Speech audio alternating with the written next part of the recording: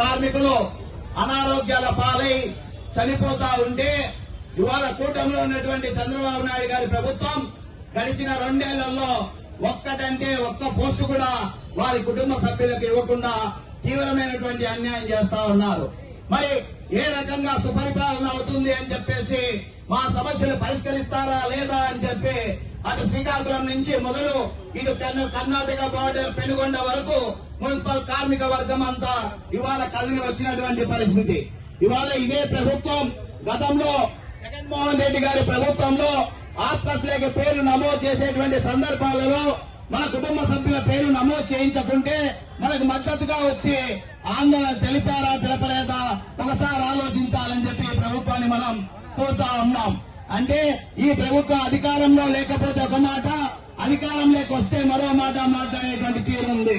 ఇవాళ ఈ రాజకీయ పార్టీల వాళ్ళ రాజకీయ విధానాలకు వ్యతిరేకతకు ఇవాళ మున్సిపల్ రంగంలో ఉన్నటువంటి కార్మిక వర్గాన్ని అలాగే స్థానిక సంస్థలను మన మున్సిపాలిటీలను కార్పొరేషన్లను నగర పంచాయతీలను ఇవాళ పనిగా తీసుకుంటున్నటువంటి పరిస్థితి కనపడుతా ఉంది. ఎందుకు ఇవాళ మాట అంటా ఉన్నామంటే ఆప్కస్ రద్దు చేయాలనేటువంటి కుట్రని ఇవాళ రాష్ట్ర ప్రభుత్వం ప్రయత్నిస్తా ఉంది. అంటే నెల 1వ తారీఖున వేతనాలు వచ్చేటువంటి కార్మికులకు ఈ వేతనాలు కూడా అందకుండా ఆపేయాలనేటువంటిది థర్డ్ పార్టీ కాంట్రాక్టర్లకు వీటిని అప్పచెప్పేసి స్థానిక సంస్థల్లో ఉన్న నిధులన్నింటినీ మళ్లించాలని ప్రయత్నం చేస్తా ఉన్నారు. మేము అడుగుతా ఉన్నాం, గత ప్రభుత్వం క్లాబ్ డ్రైవర్ల పేరుతో వాళ్ళకి సంబంధించినటువంటి నిధులంతా బయటివాడి కాంట్రాక్టర్ కి ఇచ్చారు. బయటివాడి కాంట్రాక్టర్ కనీస వేతనాలు 18,500 ఇవ్వాల్సి ఉంటే ఏ ఒక్క కార్మికుడికి ఈ రాష్ట్రంలో 18,500 రూపాయలు ఇవ్వాలా? 8,000, 9,000 పోరాడిన చోట 12 నుంచి 15,000 వచ్చాయి తప్ప ఇవాళ క్లాప్ వాళ్ళకు సంబంధించినటువంటి పిఎఫ్ సొమ్ము ఇవ్వనటువంటి పరిస్థితి ఇవన్నీ ఇవాళ కనబడతా ఉన్నా కూడా రాష్ట్రంలో చంద్రబాబు నాయుడు ప్రభుత్వం బయటి కాంట్రాక్టర్లకు స్వచ్ఛ సర్వేక్షణ పేరుతో యంత్రాలను తీసుకొని వచ్చి అందులోనూ పనిచేసేటువంటి కార్మికులను శాశ్వతంగా ఉంచాల్సినటువంటి కార్మికులను ఉంచకుండా ఇవాళ థర్డ్ పార్టీకి డైలీ వేజ్ కిందికి మారుస్తా ఉన్నటువంటి పరిస్థితి. ఇవాళ చంద్రబాబు నాయుడు ఏ రకంగా నమ్మాలి అని చెప్పేసి ఇవాళ మున్సిపల్ కౌన్సిలర్ గా ఇవాళ అడుగుతా ఉన్నాం. చంద్రబాబు నాయుడు గారు మీరు నిర్దేశించినటువంటి ఎక్కడైతే లేబర్ డిపార్ట్మెంట్ల ద్వారా ఆయా జిల్లా కలెక్టర్లు దినసరి కూలి 875 రూపాయలు ఉండాల్సిందే ఇవాళ ఎక్కడ ఇస్తా ఉన్నారు? రోజు డైలీ వేజ్ కార్మికులు 400 రూపాయలు ఇస్తా ఉన్నారు. మొన్న పోరాడిన చోట 15,000 రూపాయలు నెలకి ఇస్తా ఉన్నటువంటి పరిస్థితి. చంద్రబాబు నాయుడు గారు మంత్రి నుంచి ముఖ్యమంత్రి అయినటువంటి 1900 దశలో ఆయన ముఖ్యమంత్రిగా ఉన్నప్పుడు ఆయన అలవెన్స్ ఎంత? అప్పుడున్నటువంటి స్కూల్ స్వీపర్లకు 4,000 రూపాయల వేతనాలే ఇవాళ రిటైర్డ్ అయినటువంటి వాళ్లకు ఇవాళ పనిచేస్తున్నటువంటి కార్మికులకు కూడా కేవలం 4,000 రూపాయలే ఇప్పటికీ అందుతున్నటువంటి పరిస్థితి. ఇవాళ మనం ఇక్కడ చూస్తా ఉన్నాం మన శ్రమ ఎంత దయనీయంగా ఉంటుందో మున్సిపల్ కార్మికుల శ్రమ అంతా కూడా. అయినా మనం పోరాడి తెచ్చుకున్నటువంటి అరెస్ట్ అయ్యి 279 లో జైల్లోకి వెళ్లినటువంటి తెచ్చుకున్నటువంటి జీవోలు కూడా ఇవాళ అమలు చేయనటువంటి పరిస్థితి ఉంది. రెగ్యులర్ కార్మికులకు కూడా జీవోల ప్రకారము అవుట్ సోర్సింగ్ కార్మికులకు ఇవ్వాల్సినటువంటి యూనిఫామ్లు ఇవ్వనటువంటి పరిస్థితి ఇవాళ కనబడతా ఉంది. ఈ యూనిఫామ్లలో కూడా ఇవాళ కమిషన్ల కోసం కమిషనర్లు కక్కుర్తి పడతా ఉన్నారు. మొన్న నంద్యాలలో చెప్పులు ఇవ్వలేదయ్యా, 7 ఏళ్ల పాటు మీరు చెప్పులు ఇవ్వండి అంటే వద్దొద్దు అని చెప్పి అలా మీరు ఇవ్వకండి మేము తెచ్చిస్తామని చెప్పారు. పోయిన నెల 22వ తారీఖున జరిగినటువంటి ధర్నా ఇవాళ వచ్చేసరికి నెల అవుతా ఉన్నా ఇంకా ఇప్పటికీ అక్కడ కమిషనర్ శేషన్న గారు కదిలినటువంటి పాపాల పోనటువంటి పరిస్థితి ఉంది.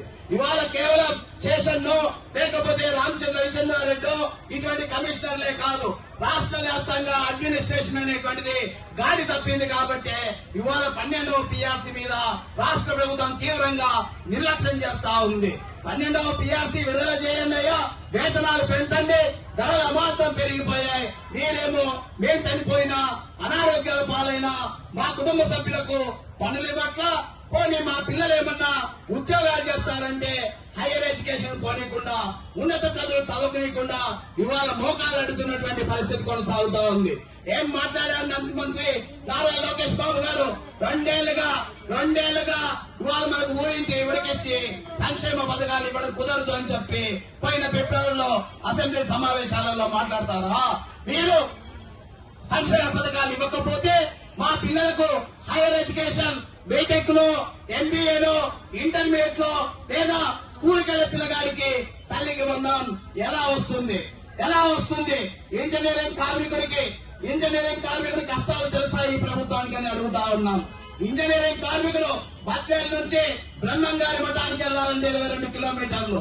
22 కిలోమీటర్లు డైలీ 2 లీటర్లు పెట్రోల్ పోసుకొని పోవాల్సిన పరిస్థితి. 2 లీటర్లు పెట్రోల్ పోసుకోవాలంటే 250 రూపాయలు తన జీతంలో కట్ చేసుకోవాల్సినటువంటి పరిస్థితి. నువ్వు ఇచ్చే 18,000లో చేతికొచ్చే 15,000లో ఎన్ని వేతనాలు పోతాయి? ఏం మాత్రం ఉంటుంది? ఏదో ఒక రోజు రెగ్యులర్ అవ్వకపోదా ఈ ప్రభుత్వం కనికరించదా అని చెప్పేసి ఇప్పటికీ ఇంజనీరింగ్ కార్మికులు, వాటర్ సెక్షన్ లో పనిచేసే కార్మికులు గాని, టౌన్ ప్లానింగ్ లో పనిచేసే కార్మికులు గాని ప్రతి ఒక్కరు ఇవాళ ఎదురు చూస్తున్నటువంటి పరిస్థితి ఉంది. కానీ ఇవాళ ఈ ప్రభుత్వం పిఆర్సీని ప్రకటించట్లా, సంక్షేమ పథకాలు ఇవ్వట్లా, ప్రతిదీ కూడా పెండింగ్ పెడతా ఉన్నటువంటి పరిస్థితి. ఈ సమస్యలన్నింటి మీద మనం మాట్లాడుతూ ఉంటే అసలు మంత్రి నారాయణ అనేటువంటి వారు ఇవాళ అసలు రాష్ట్రంలో గతంలో మేము మాకు చెప్తా ఉన్నాం, మాకు రాజకీయాలు అక్కర్లేదు, బొత్స సత్యనారాయణ గారు చాలా వరకు పెట్టారు.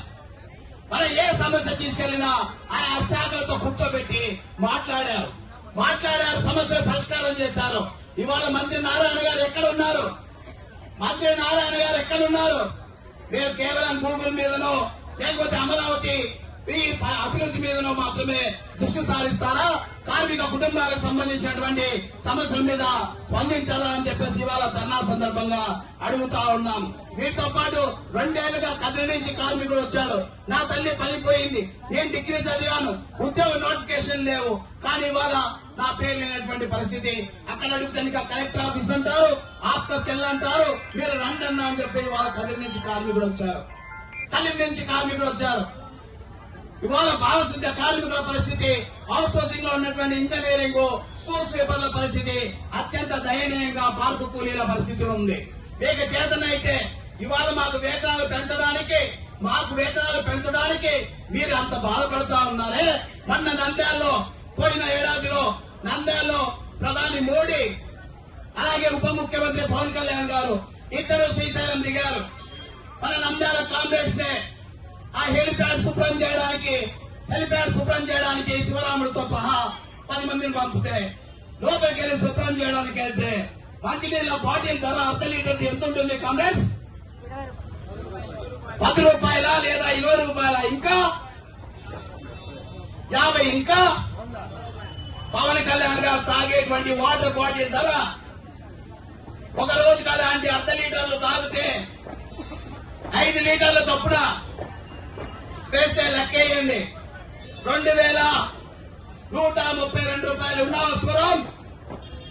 నంద్యాల శివరాం 2,132 రూపాయలు అర్ధ లీటర్ వాటర్ ధర ఇవాళ హెలిప్యాడ్ లో ఉన్నటువంటి పరిస్థితి. మీరు దుర్వినియోగం చేసే డబ్బులు ఎంత? మీరు లక్షల కోట్ల రూపాయలు ఇవాళ దుర్వినియోగం చేస్తా కార్మికుడికి ఇచ్చే తల్లికి వందనం 15,000 రూపాయల్లో 13,000 కూడా రానివ్వరు. కార్మికురాలు వితంతురాలైతే ఆమెకొచ్చే పెన్షన్లు ఆపేస్తారు. ఈఎస్ఐని అసలు పట్టించుకుంటున్నటువంటి దాఖలాలు లేవు. ఇవాళ ఈఎస్ఐ 21,000 దాటితే వర్తించదనే చట్టం దాదాపు 40 ఏళ్ళు 50 ఏళ్ల క్రితం రూపొందించిన చట్టం. ఇవాళ డ్రైవర్ల పరిస్థితి ఏంటి? 24,500 వస్తున్నటువంటి కార్మికులకి ప్రతి ఒక్కరికి కూడా ఇవాళ ఈఎస్ఐ కార్డులు చెల్లడంలా, అంటే వైద్యం ఖర్చులు ఎంత పెరిగిపోతా ఉన్నాయి. ఇవాళ ఈఎస్ఐకి సంబంధించి 42,000 చేయడానికే ఇవాళ మనం డిమాండ్ చేస్తా ఉన్నాం ఏఐటీసీ మున్సిపల్ వర్కర్స్ యూనియన్ గా. ఈ 42,000 చేస్తేనే మన పిల్లలకు మనకు కుటుంబ ఆరోగ్యాలకు సంబంధించి వైద్య పరీక్షలు ఆపరేషన్లు చేయించుకునే పరిస్థితి ఉంది. లేకపోతే తీవ్రమైనటువంటి అనారోగ్యాలు పాలవుతాం. చూసాంగా ఈ గత 2 నెలలుగా రోగాల బారిన పడినటువంటి మన కుటుంబ సభ్యుల పరిస్థితి. వచ్చేయాలి చాలని వేతనాలతో ఏ రకమైనటువంటి వైద్య సేవలు అందించుకుంటాం? ఇవాళ ఇటువంటి సమస్యలు మనకు ఇళ్ల స్థలాలైనటువంటి జీవోలు మన పూర్వీకులు నెక్కంటి సుబ్బారావు గారి హయాం నుంచి 1952 నుంచి సాధించి తెచ్చి పెట్టుకున్నటువంటి పరిస్థితి. ఇవాళ ఇంటి స్థలాల దగ్గరకు వచ్చేసరికి మున్సిపాలిటీస్ ల్యాండ్లన్నింటినీ స్థానికంగా ఉన్నటువంటి ప్రజాప్రతినిధులు అధికారులు కలిసి పంచుకొని ఆయా రాజకీయ నాయకులు ఫ్లాట్లన్నీ కూడా క్రయ విక్రయాలకు పరంగా పెడతా ఉన్నారు. ఊరంతా శుభ్రం చేస్తా ఉన్నాం. మాకు ఇండియా తెచ్చే పరిస్థితి లేదు. ఈ పరిస్థితులలో మా మున్సిపాలిటీలలో మాకే ఇల్లు ఇవ్వాలనేటువంటిది సఫాయి కర్మచారి కమిషన్ పొందుపరిచింది. ఏ ఒక్క రూపాయి తీసుకోకుండా కార్మికుల దగ్గర నుంచి ఉన్నటువంటి మున్సిపల్ స్థలాలలో ఒకవేళ మున్సిపల్ స్థలాలు లేకపోతే ఆయా మున్సిపాలిటీలే కొని కార్మికులకు ఇవ్వాలని. కానీ ఇవాళ ప్రభుత్వం ఆలోచిస్తా ఉందా? ఈ ప్రభుత్వం అసలు పట్టి పట్టనట్లు ఇవాళ వ్యవహరిస్తా ఉంది. కాబట్టి మరి ఇవాళ చలో విజయవాడ కార్యక్రమం పెట్టాం. ఈ కార్యక్రమానంతరము మనం అవసరమైతే సమ్మెకి వెళ్ళడానికైనా సిద్ధంగా ఉండాలని చెప్పేసి మీకందరికీ తెలియజేస్తా. పార్టీ అవకాశం ఇచ్చినటువంటి అధ్యక్ష వర్గానికి ధన్యవాదాలు తెలియజేస్తా ఉన్నాను. కాంగ్రెస్